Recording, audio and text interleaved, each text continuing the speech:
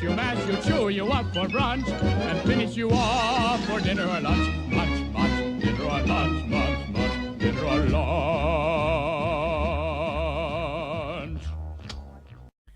Hola a todos, bienvenidos a Filosofía Clase B, yo soy Oscar.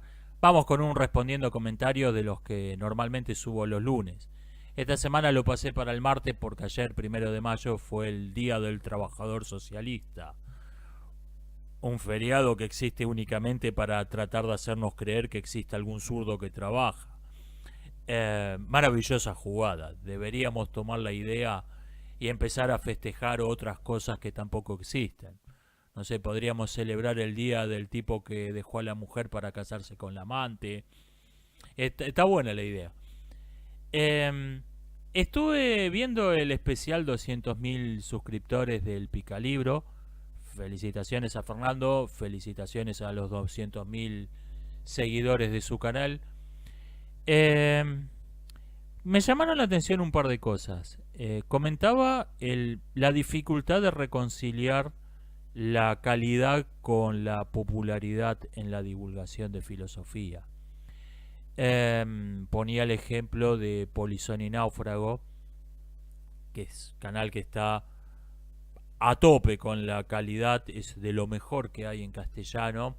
El algoritmo no se lo recomienda prácticamente a nadie, su canal. Y es difícil este balance. Yo creo que, para empezar, yo no creo ser un divulgador de filosofía. Creo que eso es... Para empezar, no soy licenciado en filosofía. Vamos a lo básico. Y además creo que eso es un aspecto de filosofía de película y no lo que es todo el canal. No sé qué es filosofía de película, pero creo que eso es solo un aspecto, no es todo. O sea, lo estoy viendo hasta cierto punto, lo estoy viendo de afuera esta cuestión. Y creo que, como dice el colega de Unboxing Philosophy, creo que por mucho tiempo la filosofía estuvo guardada en cajas. No tuvo intención de popularizarse porque se pensaba que las cuestiones que trata la filosofía eran de nulo interés para la mayoría de las personas. Entonces no hubo un interés en divulgarla. En cambio, la divulgación científica es algo que arrancó ya desde el siglo XIX. Arrancó mucho antes.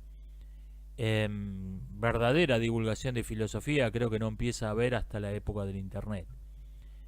Sin dudas hay precedentes, pero prácticamente no había nada antes. Y creo que la divulgación de filosofía está transitando el mismo camino, simplemente que viene atrasada. Para bien, porque no me gusta dónde se fue la divulgación de científica. La divulgación científica empezó siendo un científico de nombre que escribía un artículo periodístico o un libro explicando alguna teoría, pero para que la entendamos todos, explicándola en lenguaje sencillito, básico. Y seguía siendo algo altamente técnico, seguía teniendo pocos lectores esas obras.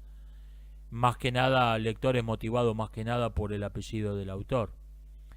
Después vinieron, o bien, escritores de ciencia ficción con alguna formación científica, como el químico Isaac Asimov, o científicos de poca monta, pero con una gran habilidad retórica, con una gran capacidad de llegarle al público, como el astrónomo Carl Sagan, que empezaron a hacer algo más simple, más básico todavía que lo que se llamaba antes divulgación científica, pero que la puede entender todo el mundo, que le llega a cualquier persona. Eso todavía podemos decir que tenía algún sentido, que tenía algún valor. El problema es que lo que vino después de eso es lo que se llama la ciencia pop, donde el espectáculo es todo. Son shows, la ciencia pop es un show que tiene como pretexto explicar alguna cuestión de ciencia o divulgar alguna cuestión científica o explicar cómo se hace un experimento, y esto es casi algo que estorba en la ciencia pop. Tenemos los cazadores de mitos, que dentro de todo siguen siendo de lo mejor. Canales como Vsauce o Veritasium en YouTube. Y estoy citando lo mejor, donde es algo que está bien, es entretenido, pero no sé qué, no mucho más que eso. Y yo creo que la divulgación de filosofía va a transitar el mismo camino. Los primeros divulgadores eran youtubers, que los primeros youtubers que hicieron divulgación científica fueron gente que te agarraban una planilla, una pizarra blanca, un marcador y te explicaban, bueno, te voy a explicar con unos gráficos la filosofía de Kant en media hora, para muy básica para que la entendamos todo. Es lo que era la divulgación científica al principio del siglo XX. Y después empezó a venir ya algo más más básico, más visual, más entretenido. Y lo que me temo es que después va a terminar en la ciencia pop, en la filosofía pop. Y espero que tarde mucho eso en llegar. Pero es inevitable. Si te pones a perseguir el algoritmo de YouTube o de la red social que sea, en algún punto terminás siendo Dross. Si vas a ponerte a perseguir el algoritmo, en algún momento tenés que terminar en los 7 filósofos más perturbadores de la Deep Web. Es así. Me preguntó Fernando también si me considero un cínico en el sentido filosófico del término. Lo voy a parafrasear. Creo que tengo una actitud cínica. Yo creo que no se puede ser cínico, para evitar el malentendido, no se puede ser antisténico no se puede suscribir las ideas de la escuela de Antístenes en sentido estricto, de modo puro en el siglo XXI. No se puede, porque esas ideas formaban parte de una cultura que ya no existe, y especialmente formaban parte de un contexto político que es completamente distinto al actual. El cinismo no fue solo el antistenismo, si se quiere, o cinismo no fue solo una escuela filosófica, fue también una actitud y una postura política. A ver, yo no me voy a poner en mi canal a decir los clanes patriarcales tienen que ser abolidos, la ley del Estado Nacional debería regir en todo el territorio. Ok. No sé, supongo que hay 4 o 5 países en el mundo donde ese discurso todavía tendría sentido. Pero en realidad el 97-98% de los países del mundo de hoy se rigen como querían los cínicos que se rigieran las ciudades-estado. O sea, no tiene ningún sentido. Sobre todo ese aspecto de la filosofía de Antístenes. Ese aspecto que podríamos llamar militante. Ese aspecto enfocado a la situación política puntual, porque surgió en un mundo completamente distinto, en una situación completamente distinta, no es la del mundo de hoy. Lo que se puede es tener una actitud cínica, una actitud antisténica. Se puede buscar uno ser lo más autónomo posible en su vida. Se puede rechazar toda forma de argumento de autoridad, ese tipo de cosas. Se puede tener una actitud similar a la que tenían los filósofos, que esta anécdota seguramente falsa, pero se puede tener una actitud de decirle al poder: correte del medio que me está tapando el sol. En ese sentido se puede ser un cínico en el siglo XXI, no en otro sentido. Fernando lo dice esto de los cínicos, que él dice que de los estoicos, que dice que él tiene una actitud estoica y que hay pensadores modernos con actitud estoica. pero que un moderno no puede ser estoico, estoy totalmente de acuerdo. Por la misma razón no puede ser antisténico, no puede ser cínico, un moderno, en sentido estricto. Me preguntan qué pienso del reboot que se va a hacer de Harry Potter. Aparentemente sería una serie de 7 temporadas, wow, que arrancaron ambicioso, cada una dedicada a un libro. Piensa hacer una adaptación fiel. Yo si era la plataforma le daba luz verde, pero hacía este proyecto. Por ahí, por ahí con alguna red de seguridad, de bueno, vamos a filmar una temporada y después vemos. Pero los fans de Harry Potter tienen una actitud ambigua hacia las películas, porque por un lado les han gustado, no son la base de fandom, el fandom de los libros no odió las películas mayormente, pero tampoco les parecieron una adaptación fiel. Ok, está bien, están buenas las películas, pero me quedé con las ganas de ver las películas de Harry Potter. Así que tenés un público para esto. Y tenés que filmarlas ahora, porque no, en 10 años más no sé si lo seguís teniendo ese público. Sin dudas hay una base de fan para esto. El problema es que ya sabemos que probablemente la primera prioridad sea que Harry Potter sea negro y todo el resto no importa, esté filmado totalmente sin ganas como Los Anillos del Poder. Es muy probable. En esto que Hermione sea Hernán Mayori que es que es transgénero. Esta va a ser, si lo firma Netflix, olvídate, esta va a ser la primera prioridad. Pero en principio tiene sentido el proyecto, hay un público para esto. Me dicen que en el cine peruano hay películas ambientadas en la América precolombina, mayormente basadas en leyendas locales. No sabía esto, gracias por el dato. Me comentan también que otro problema para ambientar una película o novela en la América precolombina es que es una sociedad que nos es totalmente ajena. No estoy de acuerdo con esto. No, para nada. Hombre soy, nada de lo que es humano me es ajeno. No me acuerdo quién lo dijo, pero lo dijo muy bien. Yo no creo que haya ninguna cultura que no sea totalmente ajena, donde no se pueda contar una historia que no tenga un valor universal. No estoy de acuerdo con esto.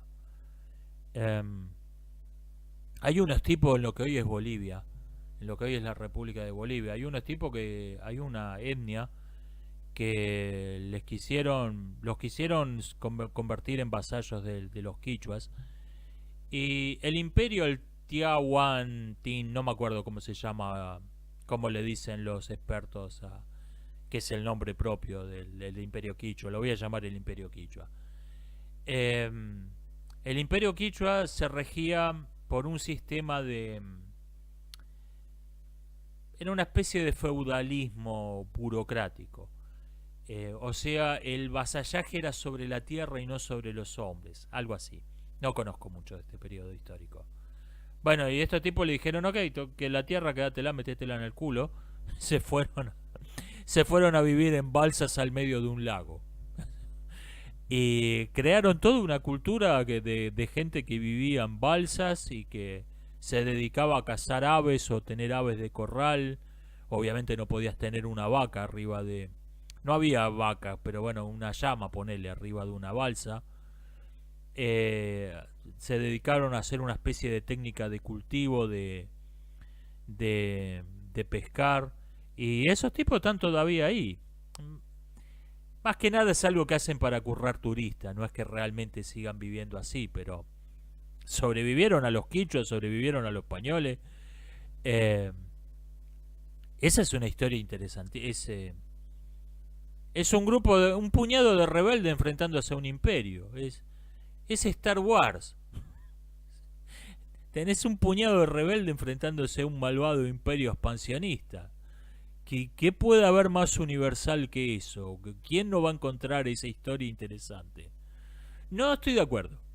No estoy de acuerdo con que no haya no haya historias interesantes para contar porque esa cultura nos es totalmente ajena, no lo creo. Qué sé yo, Apocalipto es duro de matar.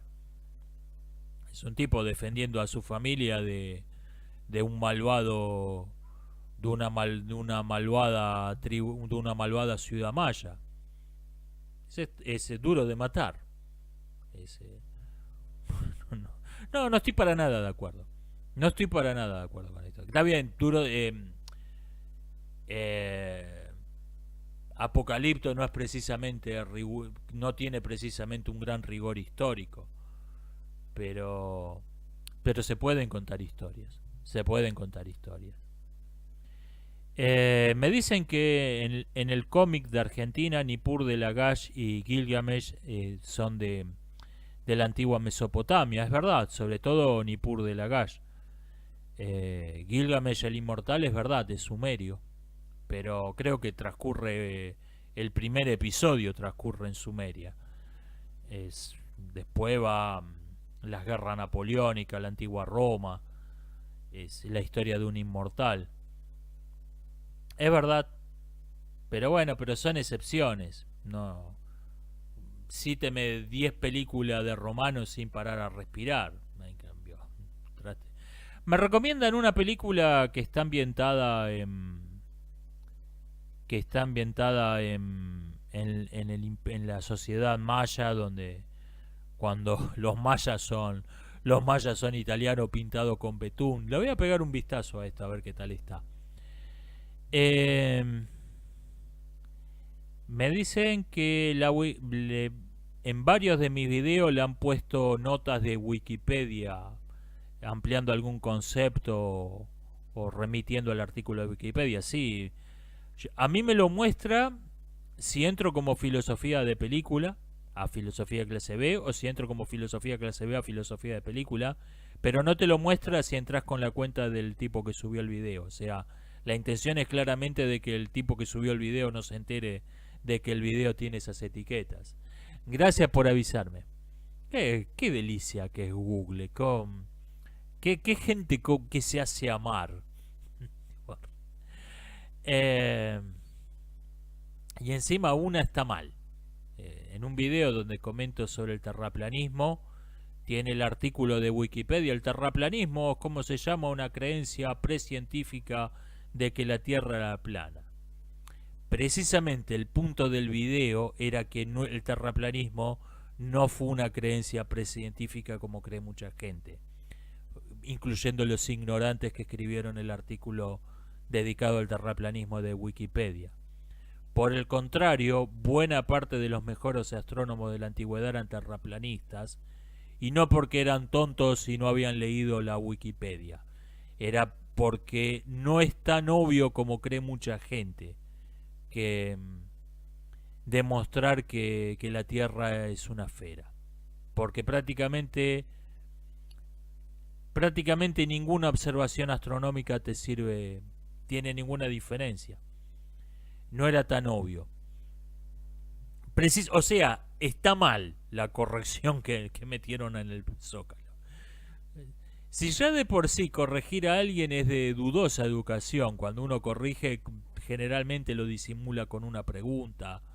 Me parece que 7 por 6 no es 42, sino 44 como dijiste vos, me parece. Generalmente es de buena educación disimularlo con una pregunta. Pero que además que el que te corrija está equivocado, ya es, además de maleducado, es un completo imbécil. En fin, es lo que hay. Es lo que hay. Me preguntan qué pienso de la película Network de 1976. Esa película trata un tema puntual que de su tiempo y de su sociedad, por eso no ha envejecido muy bien. En Estados Unidos las cadenas de televisión tenían que tener un cierto porcentaje, creo que era el 25%, no recuerdo bien esto, un cierto porcentaje de su programación tenía que estar calificada como de uso público, de interés público, de utilidad pública. Los noticieros formaban parte importante, la parte principal de la programación de utilidad pública, de servicio público de las cadenas. En 1976 se preguntan qué pasaría si una cadena, una network, pasara el noticiero a la sección del espectáculo. ¿Cómo sería un noticiero que está pensado como un show, como un espectáculo para ganar espectadores, para vender publicidad, como cualquier otro show televisivo? Bueno, esa ley se derogó en los 80, creo que en el 85, no me acuerdo tampoco la fecha exacta, y se quedó corta. Network es una sátira que se quedó corta ante la realidad. La realidad fue todavía más grotesca que lo que muestra esa película. Película interesante, una película interesante que tiene estas sátiras que te dejan pensando, sobre todo cuando ya sabes lo que pasó en la realidad. Cuando ya sabes que esa película se quedó corta ante la realidad, es interesante, te muestra, te da que pensar. Pero el problema es que no es un grupo de rebeldes peleando contra un malvado imperio, no es una historia universal, es algo muy puntual de su fe, de la fecha en que fue filmada y del país en que fue filmada. Por eso no ha envejecido muy bien, es más bien una cuestión de... A pesar de que es una película que ganó el Oscar, es una especie de película de culto que ve muy poca gente. Porque no es universal. Pasa también con algunos escritores que son muy prestigiosos, muy populares en su país, pero casi no los han traducido a otras partes porque ¿de qué carajo está hablando este tipo? Pasa esto. Me comentan sobre Peter Pan. Me dicen si voy a reseñar una película del 2003, la serie animada. No, me vi 3 películas de Peter Pan. Tuve suficiente Peter Pan para el resto de la cosecha. Basta. Alguien me comenta que sobre el Nunca Jamás, que es una isla en medio de un océano. ¿Y qué hay en ese océano? ¿Por qué no se largaron a explorar? Podés contar 1000 aventuras. Básicamente el mundo mágico es un grupo de niños que viven como homeless en una isla con piratas que quieren, escondiéndose todo el tiempo de unos piratas que quieren matarlo. Y la magia se reduce básicamente a que pueden volar. ¿Sí? Sí, la verdad que nunca fui fan de Peter Pan. O sea, entiendo que algunos psicólogos lo hayan tomado como una metáfora excelente para describir a cierta clase de psicópatas, pero nunca fui fan de esa historia. No me atrae Peter Pan. No me interesó ni de niño. Lo que ocurre con Peter Pan es creo que lo mismo que ocurre con El fantasma de la ópera. Como cada nueva versión es todavía peor que la anterior, la película original, la película muda de los 1920, es considerada por mucha gente una obra maestra del cine. Y no lo es. Lo que pasa es que cada remake es peor que la anterior. Entonces, bueno, la original por comparación, termina pareciendo una obra maestra. Es una especie de efecto señuelo esto. Creo que con Peter Pan pasa lo mismo. Como cada nueva versión es todavía peor que la anterior, parece que la historia original es una joya insuperable. No lo es. No me pareció, nunca me pareció gran cosa la historia de Peter Pan. Punto. Ni hablemos de todas las aberraciones que hicieron después. En otro orden de cosas me preguntan si pienso que el yuan se puede convertir en la moneda mundial. No, no. Eh, Creo que el dólar puede llegar a ser sustituido por una canasta de monedas que, que se consideren más sólidas que depender de una sola moneda, cuando esa moneda está emitida por un país gobernado por gente como Kamala Harris. Entonces, eso sí me lo creo, pero el yuan no. Eh, para empezar, en China no tiene la importancia económica que cree mucha gente que tiene. Y además, su moneda es básicamente una moneda feudal con esteroides. Es algo que tiene un valor totalmente arbitrario impuesto por el Estado. No es una moneda que inspire ninguna... Por lo tanto, el Estado puede cambiar su valor en cualquier momento. No es una moneda que flote libremente. No me imagino a nadie confiando en esa moneda. Y la moneda es antes que ninguna otra cosa confianza. La moneda tiene que inspirar confianza antes que ninguna otra cosa. Un amigo mío dice que la moneda, que el dinero es poder militar abstracto. Tiene sentido, tiene sentido. O sea, detrás del dólar están los portaaviones de Estados Unidos, está el complejo militar industrial, está el sistema bancario internacional. Por eso te inspira confianza esa moneda. El yuan no inspira confianza. Detrás del yuan está el Partido Comunista Chino. Y no conozco a ninguna persona en el planeta que asocie al Partido Comunista Chino con la palabra confianza. No son precisamente gente muy confiable.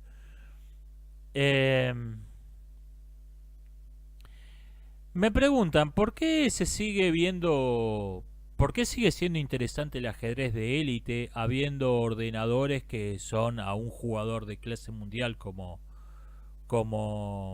Ding Liren, lo que Ding Liren es un aficionado de club?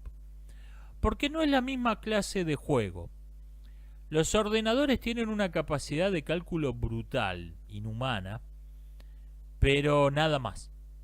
No es el mismo atractivo de ver a un jugador de élite pensando un plan y ejecutando su plan con la precisión de un ballet.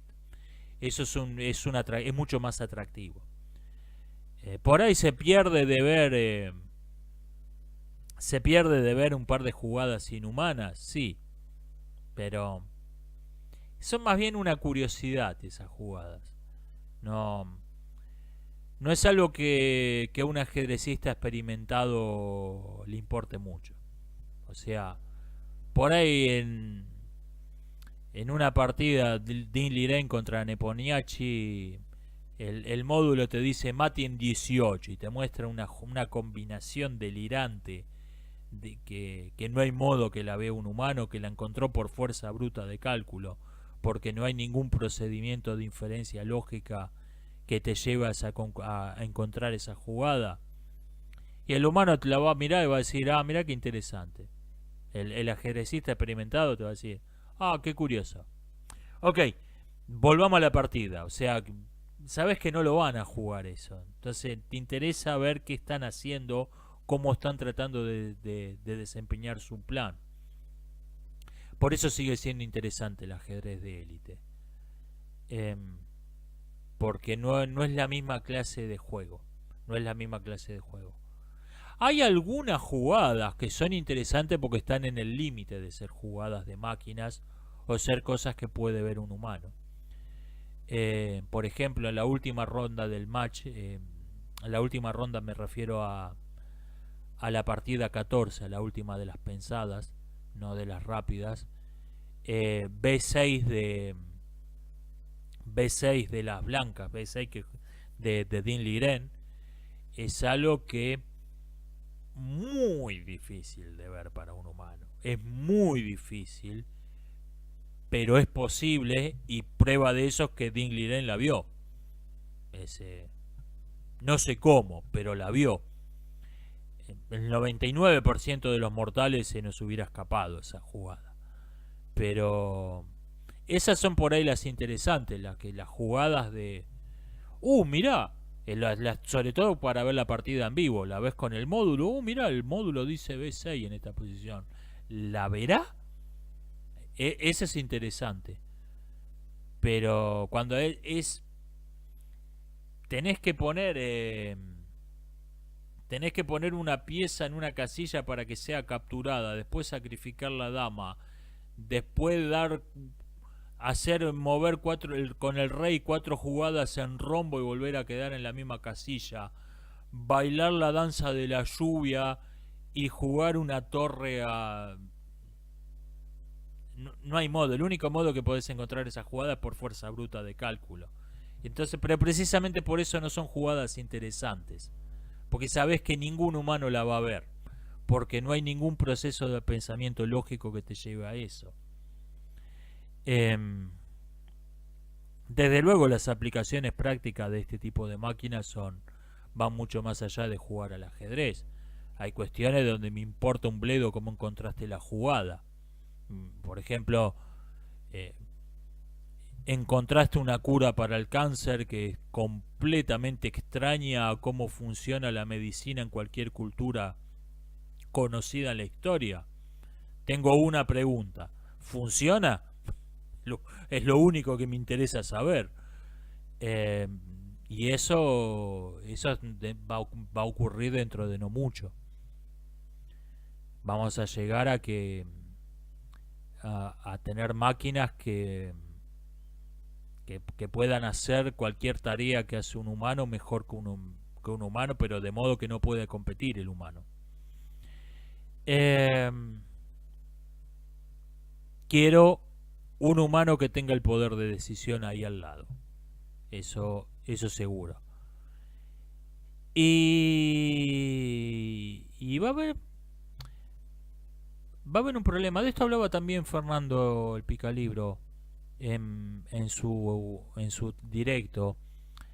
Hablaba de que las inteligencias artificiales van a producir la estupidez natural. Van a volver a estúpidas a las personas porque como el trabajo intelectual lo va a hacer del mismo modo que los músculos de un hombre del siglo XXI no tenemos la misma musculatura que un hombre del siglo XIX porque hacemos mucho menos trabajos manuales. Cuando las tareas intelectuales estén en manos de máquinas, la gente va a empezar a dejar de pensar. Y esto yo ya lo he visto en algunos casos.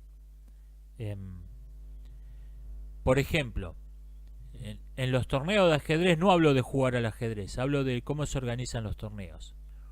Un método muy popular se llama el sistema suizo, que es un algoritmo que te empareja más o menos con uno que está a tu mismo nivel. O sea, estás siempre jugando con un rival que está más o menos a tu mismo nivel, salvo en la primera ronda.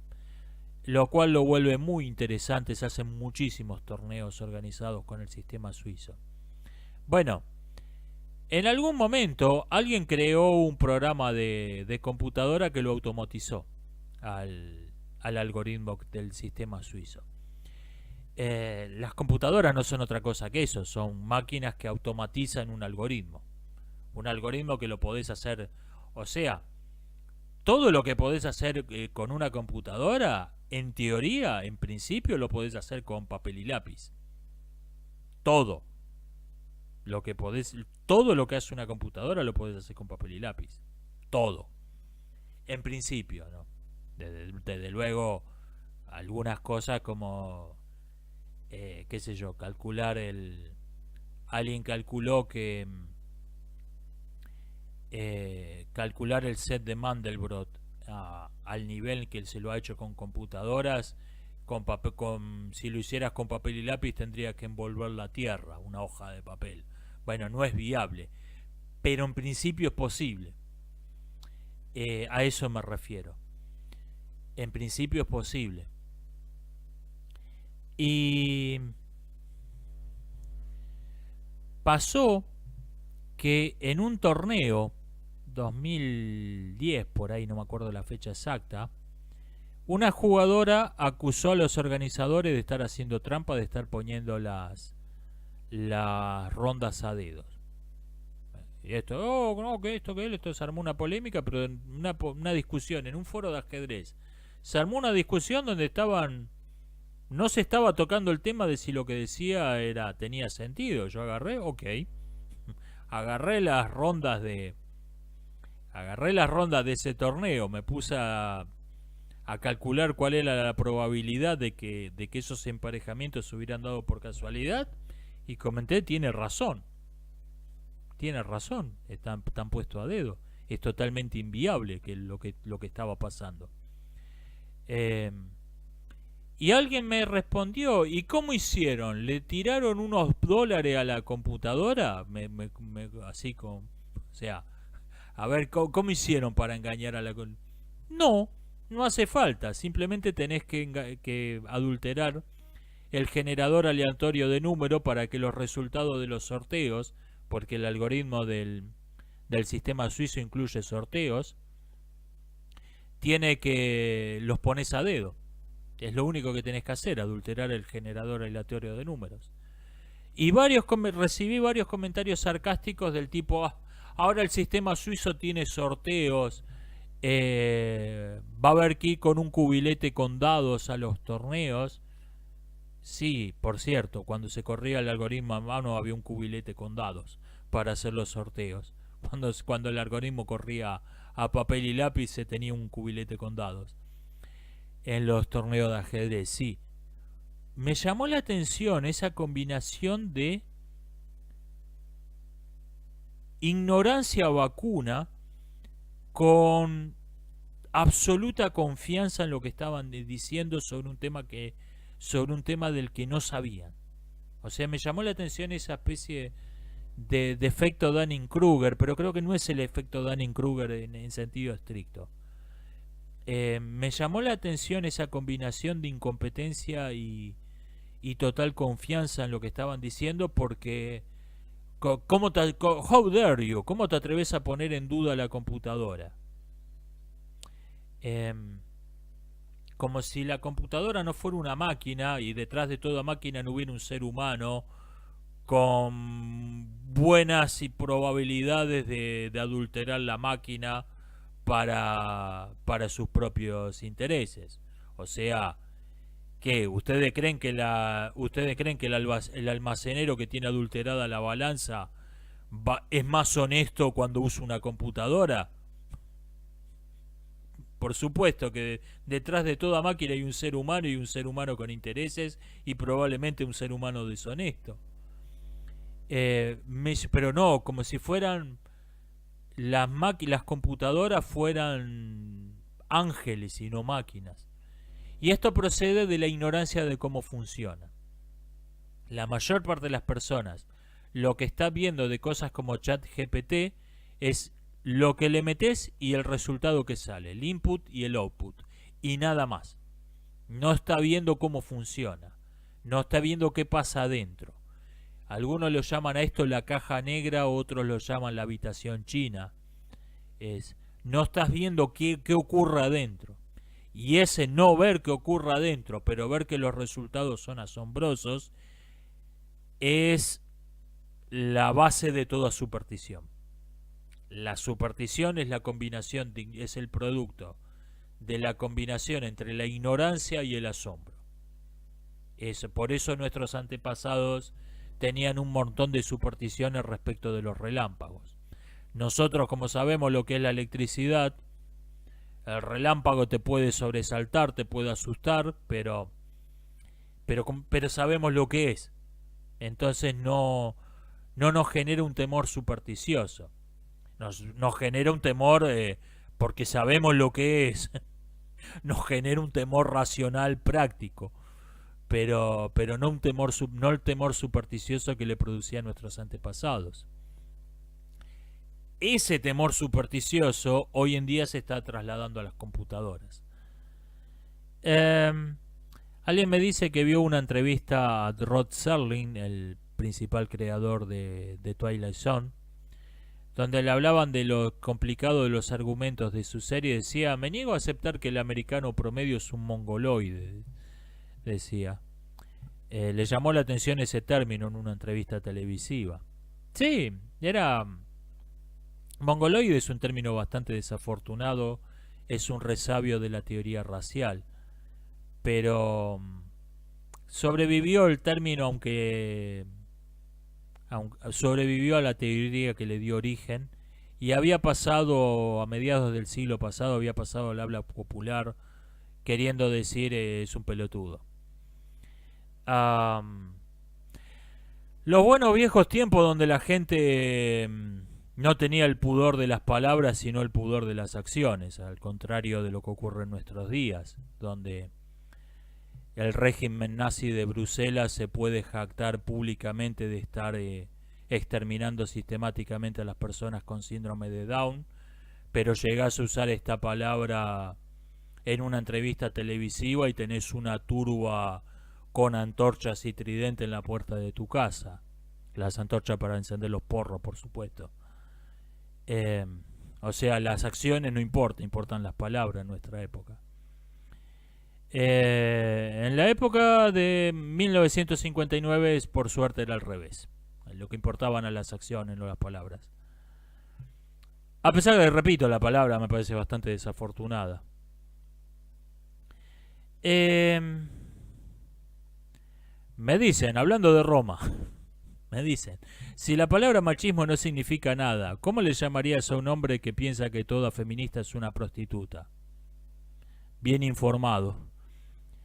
Me preguntan si vi el tráiler de un videojuego que está acusado de ser demasiado realista. Sí, lo vi, parece un metraje de policías en acción.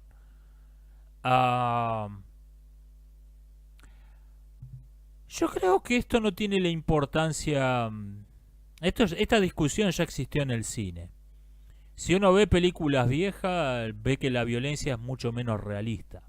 Que, sobre todo en show televisivo y cosas por el estilo, la violencia está representada de modo mucho menos realista. Hay una bullshit de artes marciales donde pegarle un golpecito en la nuca a una persona provocaba que se desmaye. No, las balas no provocaban, nadie sangraba ante los disparos. Después se empezó a representar de modo mucho más realista o incluso se fue al irrealismo en sentido opuesto. Las balas de hoy pues, son bombas atómicas, son bombas que desarman el cuerpo. Las balas no hacen eso. Y la verdad que yo creo que esto no tuvo la importancia que se le da. Creo que no tuvo la importancia que se le da. Creo que es mucho más importante el marco de pensamiento y creo que es mucho más importante creo que es mucho más dañino, es mucho más nefasto una representación de la violencia como algo divertido, como algo heroico, como algo que tiene algo bueno, aunque las balas no hagan sangrar, que no una película de un slasher donde te dejan bien en claro que el asesino es un loco o un monstruo. No. No me parece que sea el punto importante. No me parece que sea el punto importante. El realismo en que está representado un tiroteo. Me parece que ese no es no me parece que sea lo principal. No me parece que sea lo principal. Me preguntan, ¿por qué? Me preguntan sobre la teoría que dice que Wall-E es una película satánica. A pesar de que mencioné varias, pero todas las preguntas fueron acerca de Wall-E. Bueno, si buscan Wall-E satanismo, Wall-E es el diablo, se van a encontrar con varios videos que explican esta teoría en detalle. Yo voy a ser muy lacónico. Wall-E tiene una clara inspiración en el mito de la expulsión del paraíso. Hay un personaje que se llama Eva, o sea, más claro el agua. Entonces, como es básicamente una historia de amor, uno piensa por sentido común, ok, Wall-E es Adán. Pero cuando lo piensa un poco mejor, se da cuenta de que no, que Wall-E no es Adán, Wall-E es la serpiente. Wall-E es un ser que viene del infierno, viene de un lugar infernal donde que está desierto en su momento y se mete a escondidas en un lugar paradisíaco para llevarse a la gente, para que esa gente que estaba en ese lugar paradisíaco sean expulsados de ese paraíso y vayan al lugar infernal donde se dediquen a cosechar, a cultivar la tierra y ganarse el pan con el sudor de su frente. Y me dirán, bueno, ¿no te parece que estás sobreinterpretando una película de Pixar sobre robots enamorados? Puede ser, pero el hecho de que haya un personaje llamado Eva te indica claramente que todo este subtexto lo pensaron, que no es que está ahí por casualidad. O sea, hay un personaje que se llama Eva, quiere decir que esto lo pensaron. O sea, da que pensar. ¿Lo estoy afirmando? No. Estoy diciendo que da que pensar, Wall-E. Wall-E es una de las que me da que pensar. Pleasantville es otra. Pleasantville es otra. El Valle de las Muñecas, hoy bastante olvidada, son películas que te dan que pensar. Me dicen, ¿el patriarcado sería una teoría de conspiración? No, es una palabra hueca que no significa nada. Salvo que estés hablando, salvo en un texto de antropología donde estén hablando de una verdadera sociedad patriarcal. Como discurso ideológico, el patriarcado es el imperialismo, el capitalismo, el neoliberalismo, son palabras huecas que no significan nada. Se puede meter y sacar cualquier cosa de esas palabras. En cambio, la cultura de la violación sí es una teoría de conspiración, es la más delirante de todas, porque es la que tiene el mayor número de conspiradores. Es una teoría que dice que la mitad de la humanidad ha estado conspirando en secreto en contra de la otra mitad durante siglos. A ver, ¿alguna vez trataron de organizar un asado sin que se entere uno que les cae antipático? Y cuando hacen el asado, uy, ¿quién lo invitó a este? Viene de todo modo.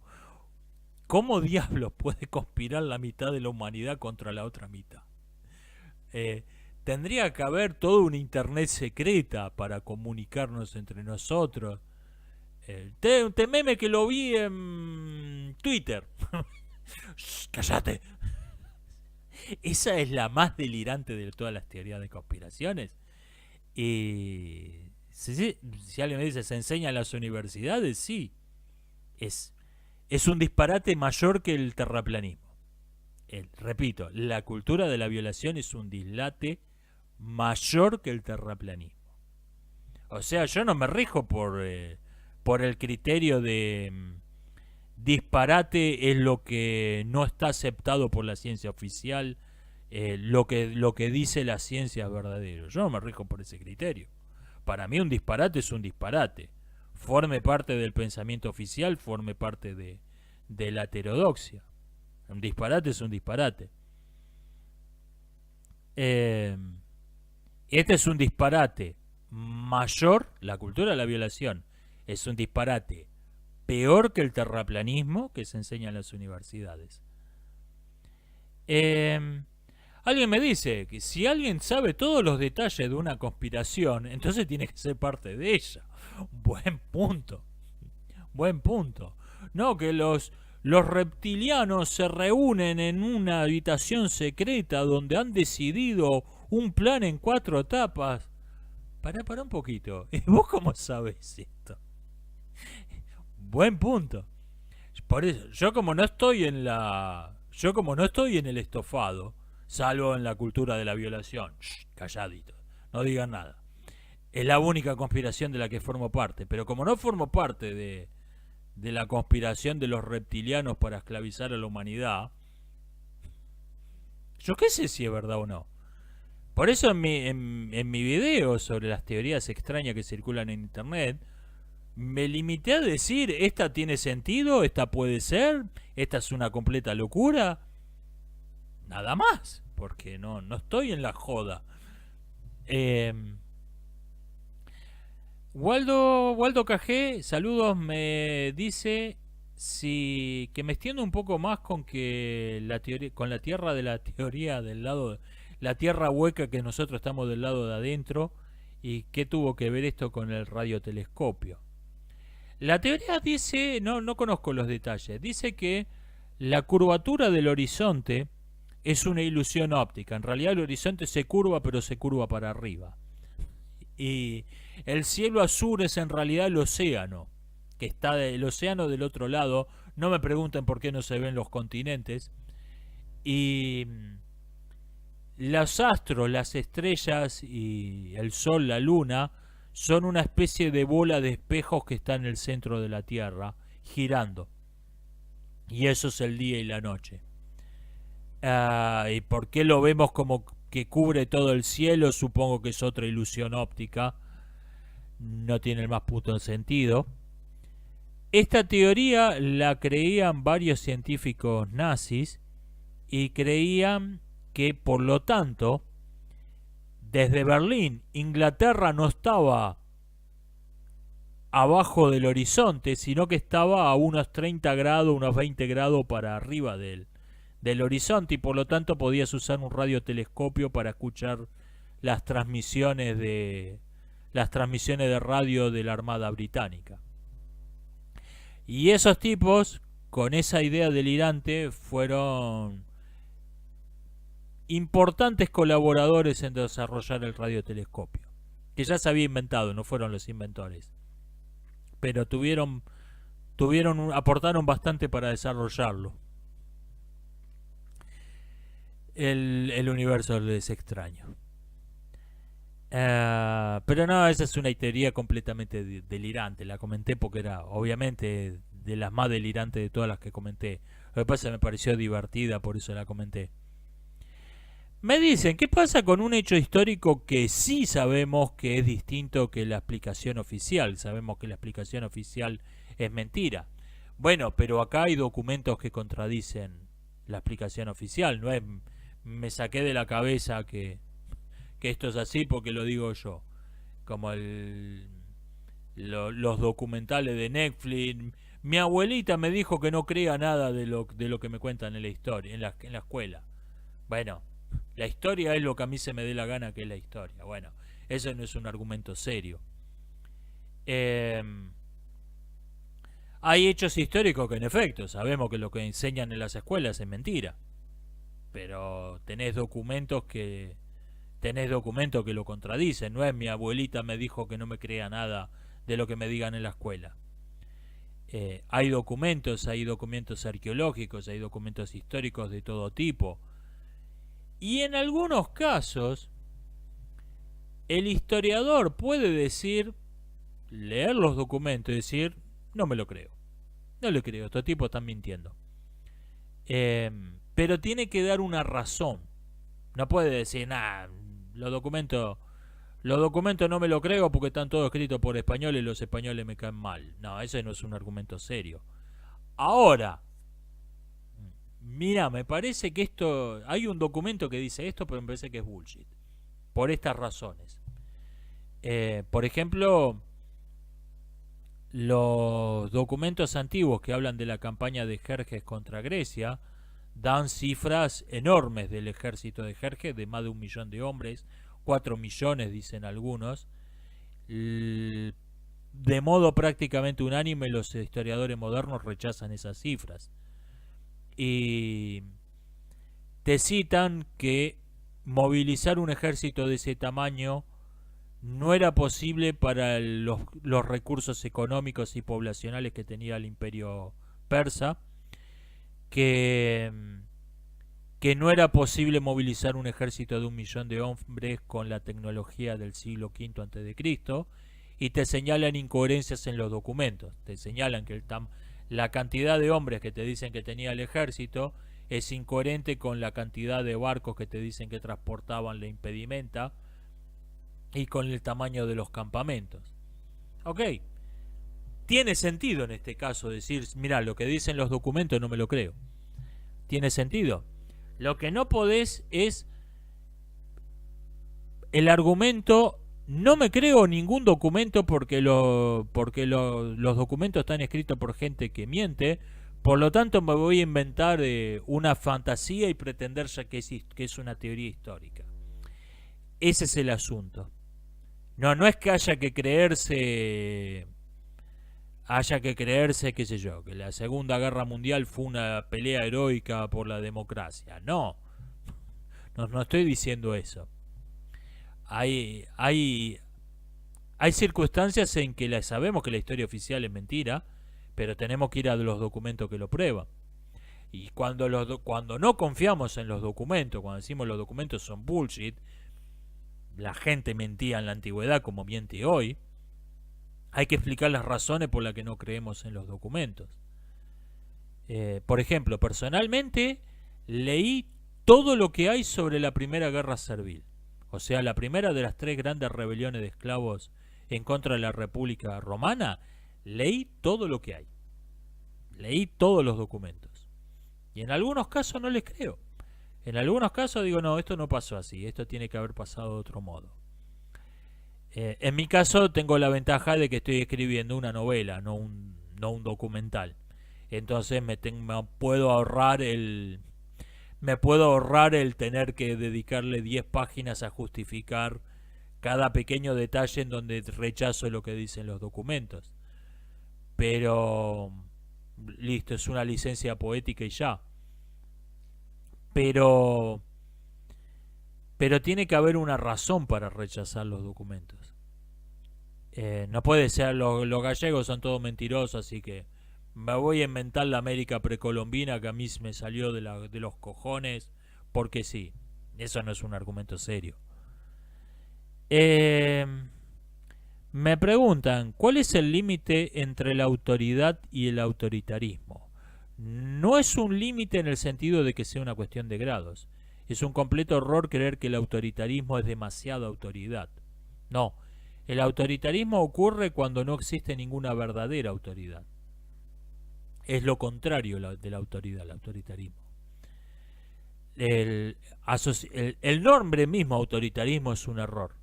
Procede de esta idea de creer que el autoritarismo es demasiada autoridad. Falso. Los regímenes autoritarios no tienen ninguna autoridad y por eso tienen que gobernar por el terror. En una sociedad normal se asume que quienes tienen la autoridad tienen que tener el poder. Quien tiene la autoridad legítima, tiene que tener el poder. Esto es algo que se asume como sentido común. Cuando se considera que no existen autoridades legítimas, entonces, ¿quién tiene que tener el poder? Lo que ocurre entonces es una inversión del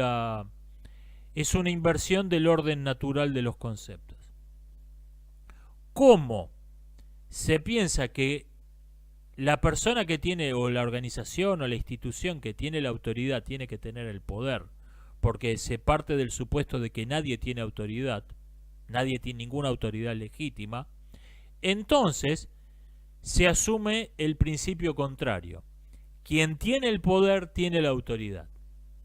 Quien tiene el poder tiene también la autoridad. Esta es la esencia de todo régimen autoritario. Desde el de Mussolini hace un siglo hasta las pseudo cuarentenas de estos 3-4 años, de estos últimos 3-4 años. La esencia de todo régimen autoritario es esta.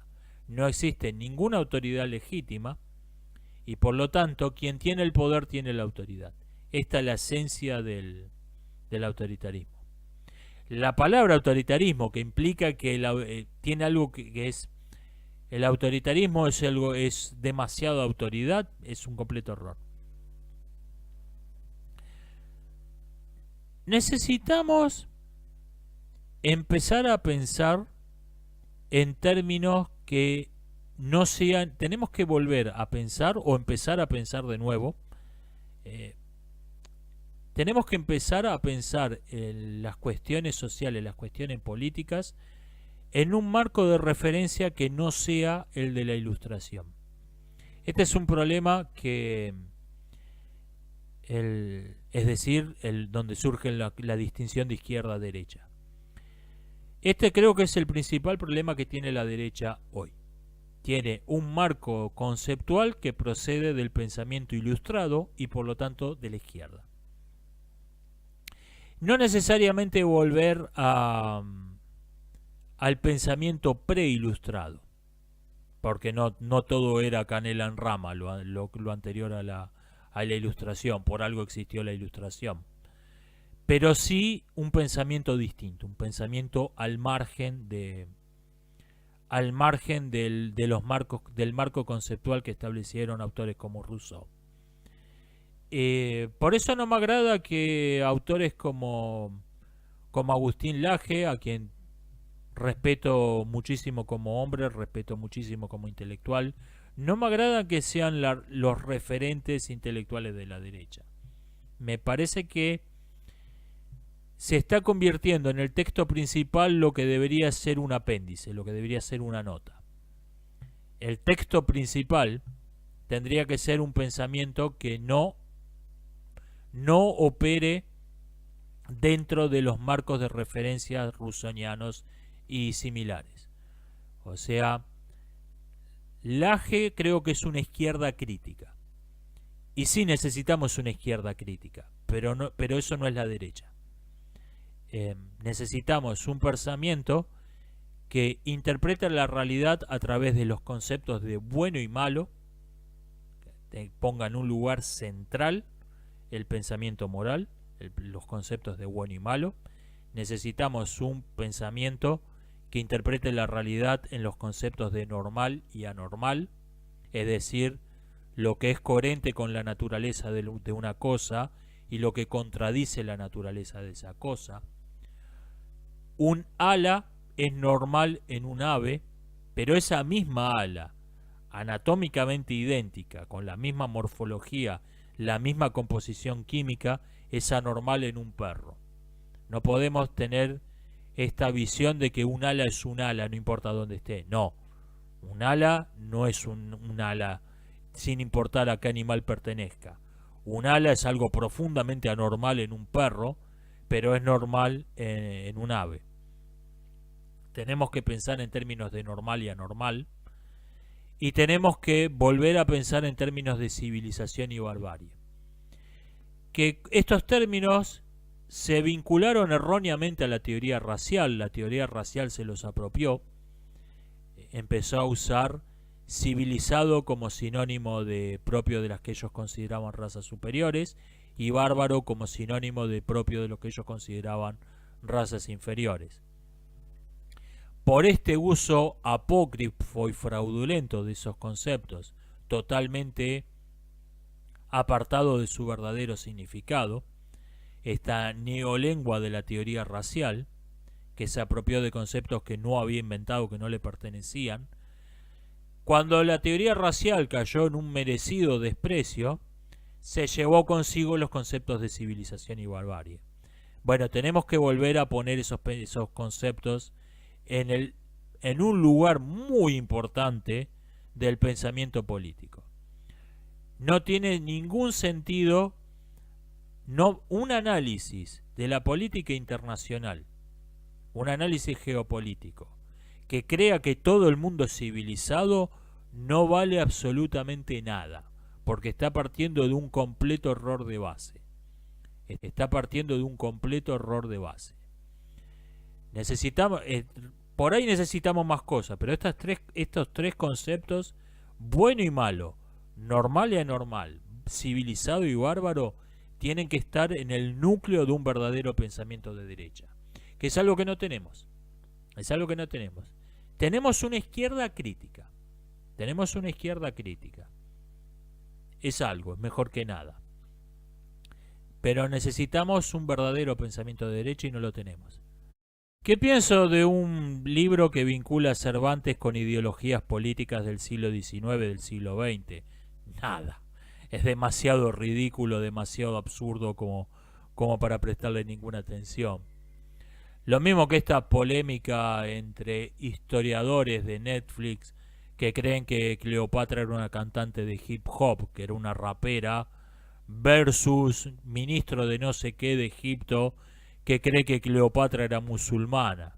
A ver, no estoy interesado en tomar partido en esa discusión, no me interesa opinar nada al respecto, por lo mismo que no me siento a ver partidos de fútbol de la C metropolitana. Creo que mi tiempo se puede dedicar a cosas mejores. Me dicen, he comentado varias veces que el valor de una obra de arte, por ejemplo de una película, es independiente de la ideología del autor, y sin embargo en mis reseñas suelo comentar que la ideología de los realizadores produce muy malas películas. ¿Cómo es esto? Buen punto. Yo creo que hay varias razones por las que ciertas líneas ideológicas, sobre todo cierta actitud hacia una ideología de los cineastas, les impiden filmar una buena película. Esto no quiere decir que la película sea mala porque defiende una ideología que no me simpatiza. Creo que el nacimiento de una nación es el ejemplo paradigmático.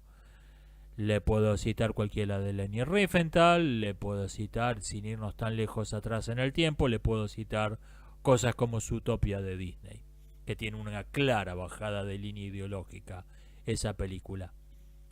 Eso no quiere decir que sea una mala película. El problema es que, para empezar, hay ciertas ideologías políticas que atraen a gente muy incompetente.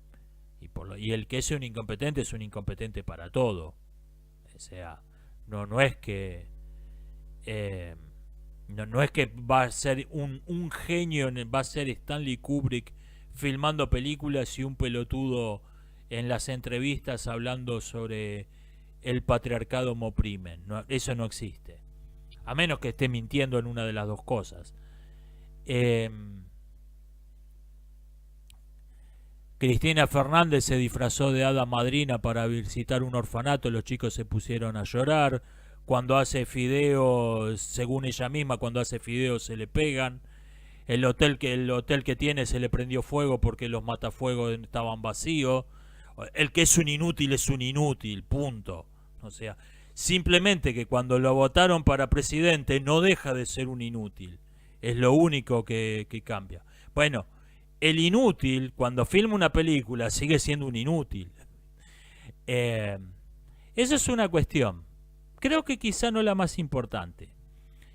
También hay una cuestión de que las incoherencias de la ideología se transforman en agujeros de guión en la historia. Las incoherencias de la ideología, cuando la ideología es la base con la que se construye el world building, se construye el mundo de fantasía, se convierten en agujeros de guión. Ejemplo, una adolescente es tan brillante como Tony Stark, como Iron Man, y está estudiando en una escuela secundaria gracias a una ley de cupo. ¿Por qué? Si me está diciendo que es un genio de la talla de Iron Man, ¿por qué necesitan la ley de cupo? Las leyes de cupo no son para... Las leyes de cupo son para que el lugar donde debería estar alguien con talento lo ocupe un completo inútil porque tiene el color de piel adecuado, el sexo adecuado y desde luego porque no tuvo problemas en prostituirse para ocupar ese lugar y no otra persona que tampoco lo merecía, pero que tenía también el color y el sexo adecuado. O sea, no tiene ningún sentido. Esa es la incoherencia de la ideología que se convierte en un agujero de guión al trasladarla al mundo de fantasía. Otra cuestión es que las ideologías suelen defender relaciones de causa y efecto falsas y el cineasta que cree en esas relaciones de causa y efecto falsas la da por supuesto en la película, con lo cual la película no tiene ningún sentido. ¿Por qué esto provocó esto? O te mencionan un hecho, pero te están implicando algo que el público no lo capta. Te muestran un personaje que está comiendo helado de chocolate para mostrarte que es una persona terrible, que es el villano. El público, porque él forma parte de una ideología en la que el helado de chocolate es algo propio de gente terrible.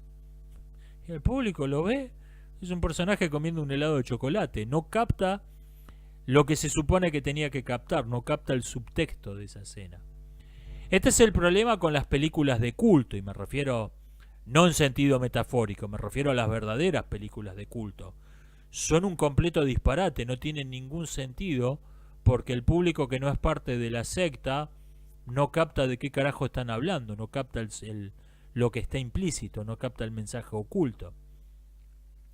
Y en nuestros días hay películas de culto que se han vuelto mainstream. Por ejemplo, cualquiera de Jordan Peele. Te aparecen unas referencias a una obra de Brazos a través de América, Manos a través de América, que fue una campaña de beneficencia de la década del 80. Te aparecen unas referencias a eso ahí que tienen que ver con su pedo cerebral y no... ¿Ok? ¿A qué viene esto? Para una persona que no forma parte de la secta, se quedan ayunas con ese subtexto. Otra cuestión es que en el discurso del mundo real te dicen que alguien que es malo, pero pone una excusa es lo mismo que sea bueno. Y esto lo acepta mucha gente en el mundo real, pero no lo acepta en la fantasía. Te dicen, te están mostrando un personaje que es malo, que es malvado, que está haciendo cosas inmorales, pero te dicen, no, lo que pasa es que de chiquito le pegaban. Ok, me importa un carajo. Lo sigo considerando un personaje malvado, lo sigo considerando un villano. O te dicen que te ponen un personaje que ser una heroína de Twitter es más importante que hacer algo en el mundo real. Esta fue una de las principales razones por la que el público despreció por completo Ant-Man 3. Te ponen a una heroína de Twitter tratando como basura a un héroe de verdad que salvó literalmente el mundo. Esos son la clase de problemas esas son la clase de problemas por la que malas ideologías producen malas películas. Desde luego hay excepciones. Zootopia es una de las películas más woke que se han filmado en la época más woke del cine. Sin embargo, creo que es una buena película. Pero son excepciones. ¿Qué le respondería al argumento de si no te gustó una película, eso es porque no la entendiste? Explícamela. Que me la explique el que diga esto. ¿Puede ser? O sea, cuando hice una reseña no muy favorable de Rick y Morty, me reventaron la caja de comentarios con no te gustó porque no la entendiste, no tenés la inteligencia suficiente para disfrutar de esta obra muy intelectual, muy inteligente, y qué bonito soy. Bueno, a ver, explíquenme el trasfondo metafísico, filosófico de cada chiste de pedos en Rick y Morty, a ver si lo capto. O sea, lo que no acepto con un argumento válido es si no te gustó una película porque no te gustó porque no la entendiste. Puede ser, explícamela. Y me dicen el sofisma de si decís algo de no te impresiona un autor es porque no lo leíste. Esos no son argumentos, no son ni siquiera malos argumentos. Están evitando discutir el verdadero asunto. Alguien comenta sobre las reseñas favorables a una mala película. Sobre gusto no hay nada escrito, así que lo voy a escribir yo. Qué gusto de mierda que tiene. Está bueno. Y voy a ir cortando por acá. Esto ha sido todo por hoy. Nos estamos viendo. Hasta la próxima. Part of what concerns me is that there are millions of people in this country who still believe that the dominant media culture has any credibility, and they really do believe that Fox News sets the standard for acceptable conservative discourse. And with Tucker Carlson leaving, well, I do agree he certainly doesn't need Fox to stay afloat. I'll still watch him. You'll still watch him. The young audience who likes him will. His legitimacy isn't going to be given, or his ideas aren't going to appear to have the same legitimacy to an older audience. The thing that people don't realize, right, with Fox News as they exist is while CNN is the network that tells you what you're supposed to believe, Fox is the network that tells you what you're allowed to believe. You might not like the flavor CNN is offering, and so here's the outer limit over here of what you're allowed to voice and believe. And what Tucker Carlson did is he moved the Overton window they had there more towards the direction of anti-establishment truth speaking, as opposed to catering to the vision of what conservatives should be that the establishment right has been trying to promote for decades.